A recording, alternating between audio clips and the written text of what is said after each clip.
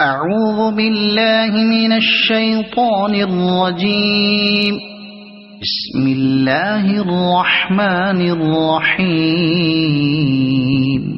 قال كذلك قال ربك هو علي هين ولنجعله آية للناس ورحمة منا وكان أمرا مقضيا فحملته فانتبذت به مكانا قصيا فأجاءها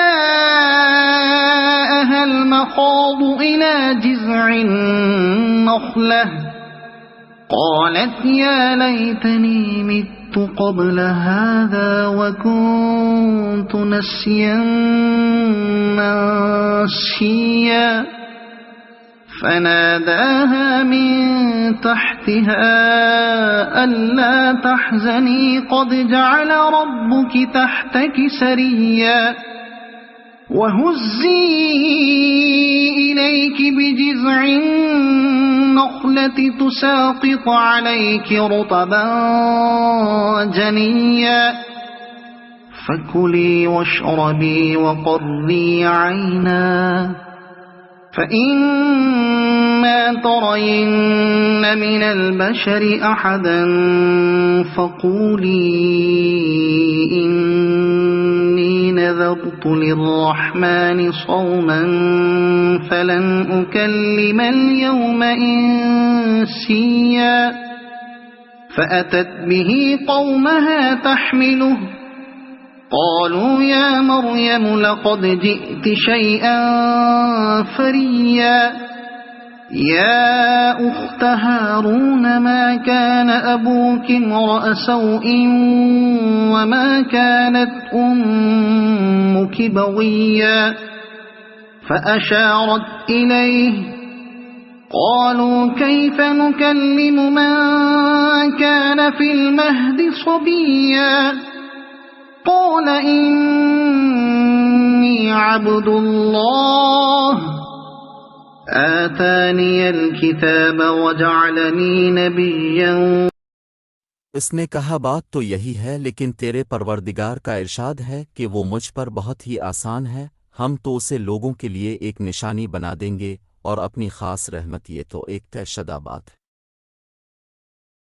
پس وہ حمل سے ہو گئیں اور اسی وجہ سے وہ یکسو ہو کر ایک دور کی جگہ چلی گئیں. پھر درد سے اسے ایک کھجور کے تنے کے نیچے لے آیا، بولی کاش میں اس سے پہلے ہی مر گئی ہوتی اور لوگوں کی یاد سے بھی بھولی بسری ہو جاتی.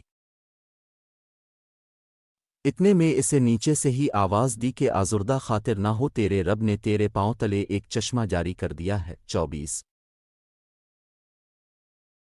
اور اس کھجور کے تنے کو اپنی طرف ہلا، یہ تیرے سامنے ترو تازہ پکی کھجوریں گرا دے گا. 25 اب چین سے کھا پی اور آنکھیں ٹھنڈی رکھ، اگر تجھے کوئی انسان نظر پڑ جائے تو کہہ دینا کہ میں نے اللہ رحمان کے نام کا روزہ مان رکھا ہے، میں آج کسی شخص سے بات نہ کروں گی. 26 اب حضرت عیسیٰ علیہ السلام کو لیے ہوئے وہ اپنی قوم کے پاس آئیں. سب کہنے لگے مریم تو نے بڑی بری حرکت کی. 27 اے ہارون کی بہن، نہ تو تیرا باپ برا آدمی تھا اور نہ تیری ماں بدکار تھی. 28 مریم نے اپنے بچے کی طرف اشارہ کیا. سب کہنے لگے کہ لو بھلا ہم گود کے بچے سے باتیں کیسے کریں. 29 بچہ بول اٹھا کہ میں اللہ تعالی کا بندہ ہوں، اس نے مجھے کتاب عطا فرمائی اور مجھے اپنا پیغمبر بنایا ہے. 30